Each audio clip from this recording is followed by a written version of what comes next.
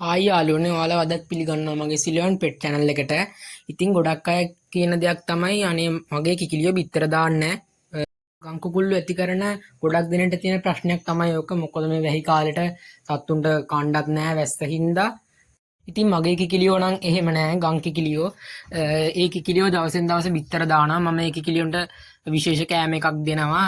ඉතින් අපිටත් ඒක ගෙදරදීම හදාගන්න පුළුවන්. මම ඉතින් ඒක ඔයාලත් එක්ක අද ෂෙයා කරගන්නවා. එහෙනම් අපි යන් වීඩියෝ එකට. මුලින්ම අපි මේ වගේ භාජනයක් ගන්නවා. මේකට හාල් කුඩු සහ කුකුල් කෑම මිශ්‍ර කරලා සකසා ගන්නවා.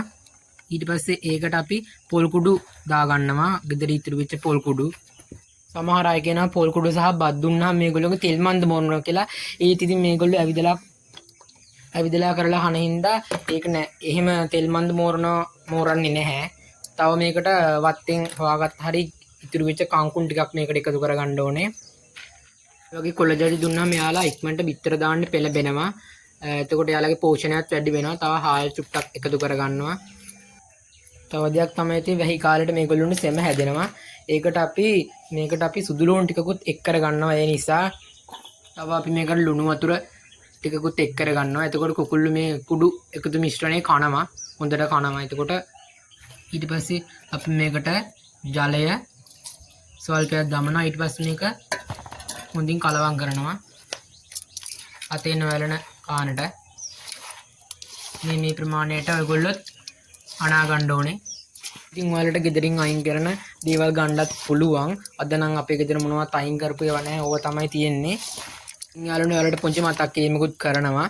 මගේ මේ වීඩියෝ එක හොඳයි නම් subscribe කරලා like එකකුත් දාගෙන යන්න. comment එකකුත් දාගෙන යන්න අමතක කරන්න එපා. ඉතින් මම මේ ප්‍රමාණය හැදුවේ මගේ ඉතුරු වෙලා ඉන්න කුකුල්ලු 4-5 දෙනාට. ඔයාලට මේක තව වැඩි කරගන්න පුළුවන් ඔයාලගේ ඉන්න කුකුල්ලු ගාන අනුව. ඉතින් මේ බලන්න මේගොල්ලෝ මේක කන හැටි රස කර මේගොල්ලෝ හරි ආසයි මේ වගේ කංකුම් වලට හැම හීනියට කපලා දෙනවා නම් මේකේ තව කුකුල් කෑමක් තියෙන හින්දා ඒගොල්ලෝ කණ්ඩත් පෙළඹෙනවා.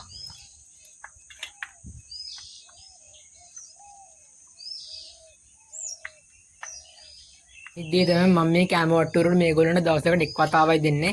මොකද මෙයාලා ගම්බිත්තර හින්දා 100% ගම්බිත්තර වෙන්න ඕන හින්දා මෙයාලා වත්තෙන් අවුලන් කන්න ඕන හින්දා නැත්තම් කඩේ කෑමම ওই විදිහටම කඩේ කෑම සමහර කට්ටිය දෙනවා. එතකොට ඒක තනිකර පාන් බිත්තරයක් වෙනවා. පාට විතරයි වෙනස්. ඉතින් මම නම් එහෙම නෑ. මේගොල්ලන්ට ওই උදේට වගේ හවසට දෙනවා. ඉතින් යාළුවනේ ඔයාලත් මේ කෑම එක try කරලා බලන්න. එහෙනම් ඉතින් මම අදට ගිහිල්ලා එන්නම්. ආයෙත් අලුතෙන් වීඩියෝ එකක් අරන් එන්න බලාපොරොත්තු වෙනවා. එහෙනම් bye.